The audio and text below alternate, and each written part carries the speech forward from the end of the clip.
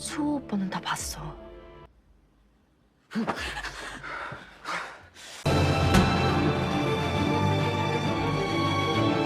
내가 범죄자 말 안 믿는다고 했지. 수사 한 번만 다시 해주세요. 정우 죽을 거야.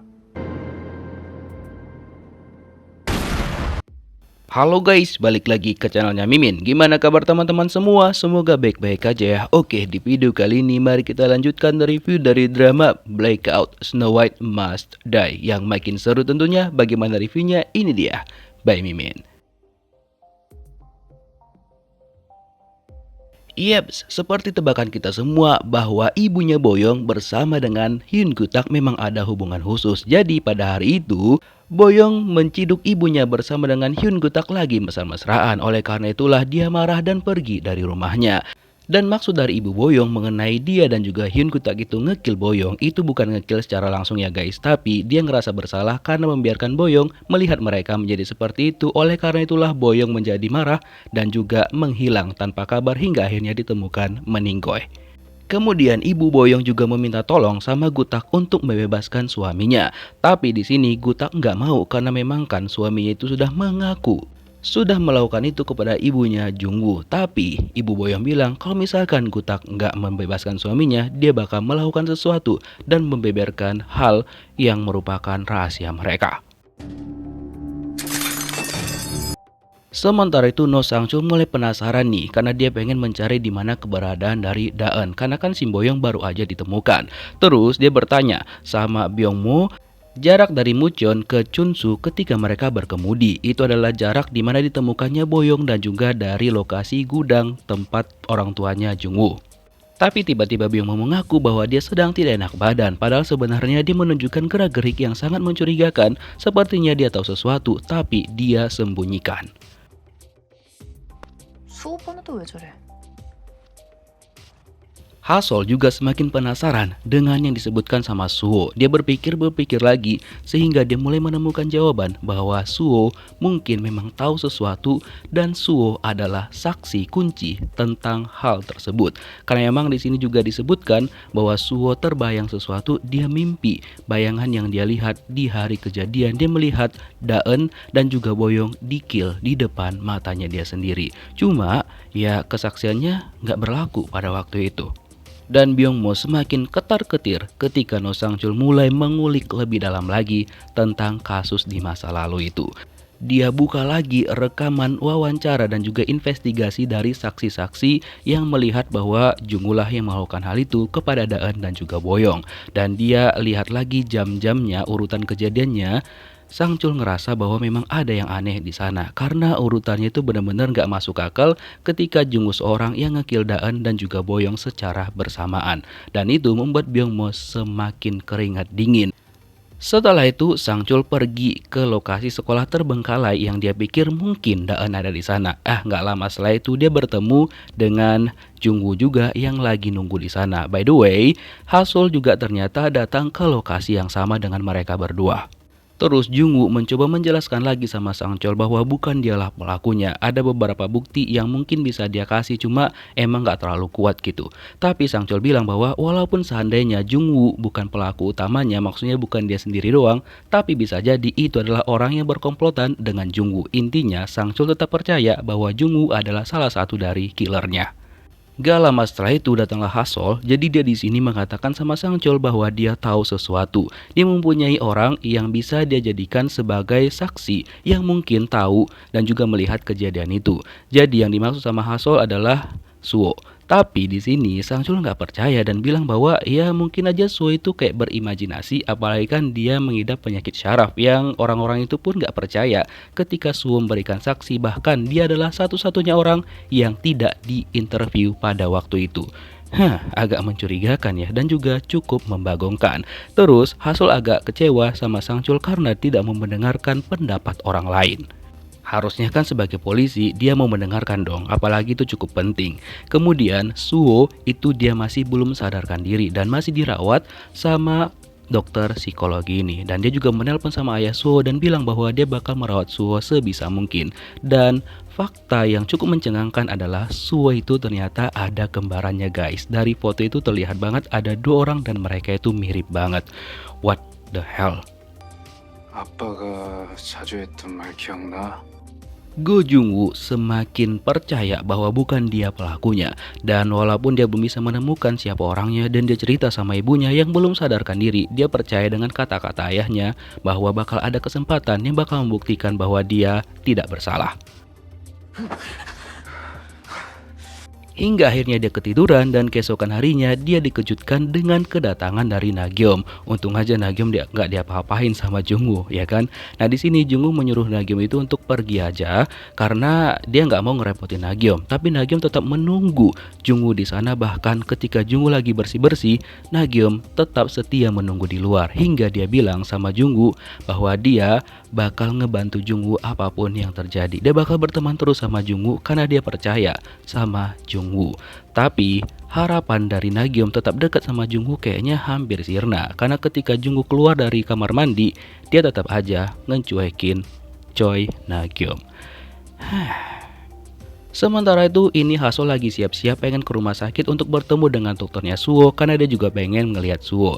Dan ditunjukin tuh jaketnya yang ada bintang. Biasanya ada sesuatu di sana. Dan dia berpapasan lah dengan ayah Suho. Cuma mereka cuma saling menyapa annyeonghaseyo gitu aja.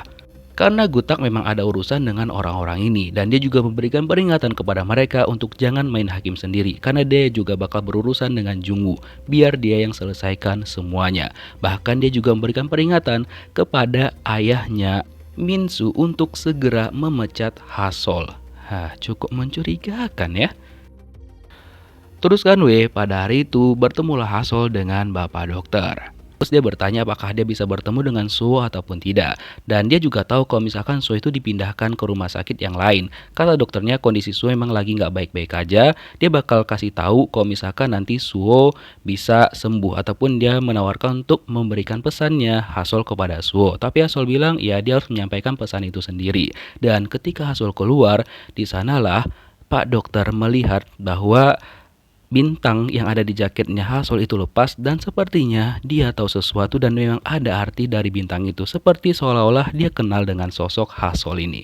Karena kan selama ini kita nggak tahu asal-usul Hasol itu dari mana. Sampai-sampai Mimin berasumsi bahwa mungkin aja Hasol lah memang yang mengirimkan pesan kepada dokter tentang orang yang dikill sama dokter itu 11 tahun yang lalu. Dan mungkin juga Hasol adalah Daen yang memang masih selamat dan juga mengganti wajahnya. Who knows? And what do you think? 너 믿어. 네가 한 모든 말들을 믿어. Choi Nagyom masih belum menyerah kepada Jung-woo. Jadi dia ngajak Jung-woo makan dan dia bilang sekali lagi sama Jung-woo bahwa dia percaya sama Jung-woo bahwa bukanlah Jung-woo pelakunya. Dan dia juga berjanji untuk ngebantu Jung-woo menyelesaikan semuanya. Tapi Jung-woo bilang dia nggak mau merepotkan Nagyom dan meminta Nagyom untuk tetap kembali ke Seoul sendiri. Dan dia juga tidak akan meninggalkan desa itu walaupun kasusnya sudah selesai. Nah setelah itu dia cerita sama Nagyom tentang dia curiga bahwa memang ada lebih dari satu orang yang nge-kill teman mereka. Nagyom bilang bahwa mungkin Pak Pol bisa ngebuka kasus ini lagi dan dia mau ngebantu dan tetap aja Jung-woo bilang untuk tidak mau dibantu sama Nagyom. Terus ketika Hasol lagi di jalan, tiba-tiba dia melihat di lampu merah ada orang yang mirip banget dengan Suho. Ini yang Mim bilang tadi bahwa Suho itu ada kembarannya dan mungkin aja itu adalah kembarannya Suho yang baru pulang dari luar negeri. Nah, apakah dia juga terlibat dengan kasus yang di masa lalu sehingga dia disembunyikan dan baru balik hari ini? Dan ketika dia sampai ke kamarnya Suho, dia melihat fotonya bersama teman-teman Suho yang mungkin juga teman-temannya dia. Di sisi lain, No Sang-chol mulai mempresentasikan hasil-hasil yang dia temukan dari kasusnya Jung-woo. Park Da-eun dan juga Boyong dia menyampaikan yang dia temukan tapi ditentang sama orang-orang di sana termasuk si polisi Lapet yang ini ya. Bahkan Gutak juga mengatakan sama Sang-chol bahwa kalau misalkan dia membawa bukti yang kurang dan juga ya kurang akurat gitu sehingga kasus itu pun dibuka itu nggak akan bisa sama sekali karena mereka sudah memutuskan bahwa kasus itu sudah selesai. Jadi ya kalau nggak ada bukti yang kuat itu nggak akan bisa dibuka apapun yang terjadi. Terus pas mereka udah kelar ya kan, Jung-woo mendengarkan orang-orang di sana bercerita bahwa ternyata Hyun Gutak yang menyelesaikan kasus itu di masa lalu mendapatkan promosi atas penyelesaian kasusnya Jungwoo. Wow. Nah setelah itu Jungwoo gak terima dan dia pun pergilah menemui Gutak. Dan dia bilang bahwa dia punya bukti kalau misalkan bukan dia pelakunya. Tapi memang buktinya nggak bukti langsung dan dia meminta tolong banget sama Gutak untuk ngebuka kasus itu lagi. Terus dia minta sama Gutak untuk pergi ke ruangannya dan Gutak bilang bahwa itu nggak bisa diapa-apain lagi karena semuanya udah jelas dan Jungwoo sudah menjalani hukumannya selama 10 tahun dan itu pun tidak bisa membuktikan bahwa Jungwoo bukan pelakunya. Intinya dia tetap percaya bahwa Jungwoo adalah pelaku dari meninggalnya kedua orang temannya, Daeun dan juga Boyoung. Bahkan dia bilang itu dia udah baik banget sama Jungwoo, itulah hal yang terbaik yang bisa dilakukan untuk ngebantu Jungwoo. Setelah itu dia mendapatkan pesan lagi dari ibunya Boyoung untuk segera membebaskan suaminya ataupun ayahnya Boyoung. Nah kemudian kan dia tengoklah bagaimana Sang Chol menyelesaikan dan juga nangkep ayahnya Boyoung itu kan disuruh mabok dan sebenarnya itu nggak bisa dilakukan dalam prosedur investigasi. Akhirnya itulah alasan dari Gutak untuk membebaskan ayahnya Boyoung. Dia marahin lah si polisi lapet ini karena membiarkan Sang Chol melakukan hal itu sama ayahnya Boyoung ketika interview ataupun wawancara. Setelah itulah akhirnya dia membebaskan ayahnya Boyoung. Setelah itu dia nelpon ibu Boyoung dan membeberkan semuanya bahwa suaminya sudah dibebaskan. Dan ketika si lapet ini keluar, dia langsung berusaha untuk ngekill Jungwoo karena emang itu udah ada nafsu kali. Dan dia nelpon ayahnya Minsu dan mengajak untuk bekerja sama. By the way, di sini No Sang Chol akhirnya mengkonfirmasi bahwa sebenarnya memang istrinya itu meninggoy di hari pernikahannya. Jadi pada waktu itu ayah mertuanya meminta sama dia untuk jangan datang lagi ke makam istrinya. Dia intinya kayak udah putus hubungan lah mereka. Kita belum tahu sih sebenarnya apa yang terjadi kan. Nah setelah itu Jungwoo datang menemui Sang Chol dan pengen ngobrol sama Sang Chol, tapi dilarang sama Byungmo. Seakan-akan kayak Byungmo nih emang tahu sesuatu, cuma dia kayak menyembunyikan gitu loh. Terus dia bilang sama Jungwoo untuk pergi aja istirahat di rumah karena itu mungkin lebih baik bagi Jungwoo. Tapi apakah Jungwoo mau? Tentu tidak. Dia tetap nekat pergi menemui No Sang Chol. Dia mencoba menjelaskan lagi sama Sang Chol apa yang terjadi, tapi tetap seperti biasa Sang Chol ini tetap nggak mau percaya sama Jungwoo. Dan dia bilang bahwa orang yang mungkin dia temukan nanti adalah komplotan dari Jungwoo. Jungwoo bilang itu bukan dia, intinya terserah lah. Intinya dia pengen Sang Chol tuh nemuin komplotan-komplotan yang mungkin ngekill teman-temannya dia. Dan ketika Sang Chol bertanya di manakah Jungwoo melihat Park Daeun terakhir kalinya, Jungwoo bilang di bus. Setelah itu dia coba ngubungin Daeun tapi nggak diangkat-angkat dan itu adalah lokasi terakhir tempat dia melihat wajahnya Daeun gitu. Setelah itu dia nggak bisa hubungin dan nggak ada ketemu lagi. Dan karena memang belum mendapatkan kesepakatan ya sudah Jungwoo pergi dari sana dan No Sang Chol mulai berpikir lagi nih kalau kemungkinan besar kata-katanya Jungwoo itu ada benarnya juga dan mungkin dia bakal mencoba menyelidiki lebih dalam lagi agar kasus itu bisa dibuka kembali. Sementara itu, ayahnya Minsu beneran bakal memecat Hasol sehingga istrinya bertanya kenapa dia melakukan hal itu dan kenapa Gutak ikut campur tentang masalah yang cukup sepele sebenarnya. Jadi dia cukup curiga lagi sama Hyun Gutak. Terus ibu dewan bakal melakukan makan bersama, makan romantis bersama suaminya. Yaps, kalian tahu kan suaminya adalah bapak dokter. Jadi di sini dia tuh bersikap ramah semua orang-orang di sana. Ya walaupun kita tahu dia cukup bermuka dua, ya kan. Nah kemudian dia nunggu suaminya dan gak lama setelah itu suaminya datang dan mereka makan bersama. Dan obrolan mereka kayak ringan-ringan aja, ngobrol tentang kerjaan dan juga nggak ada hal yang aneh. Setelah itu suaminya permisi untuk pergi ke toilet, ya kan. Tapi ketika itu dia nggak sampai ke toilet karena di tengah jalan dia bertemu dengan pasiennya dia yang dulu dia gatal-gatalin lah, ya kan. Habis itu mereka ngobrol bersama. Terus ayahnya Byungmo itu nggak setuju kalau misalkan ayah Boyoung dan ayahnya Minsu itu bakal ngekill Jungwoo karena kan dia udah diperingatkan sama Gutak untuk diam aja. Tapi mereka berdua ini tetap kekeh kalau misalkan ayahnya Byungmo nggak mau ikut ya sudah pergi aja pulang duluan. Setelah itu dia pulang dan nelpon Byungmo untuk segera kembali ke rumah dan dia memberitahukan bahwa terjadi sesuatu sama Jungwoo, yaitu Jungwoo pada malam itu bakal di-kill. Mungkin Jungwoo bakal meninggoy. Byungmo jadi kaget banget dong kan ayahnya tiba-tiba ngomong kayak gitu.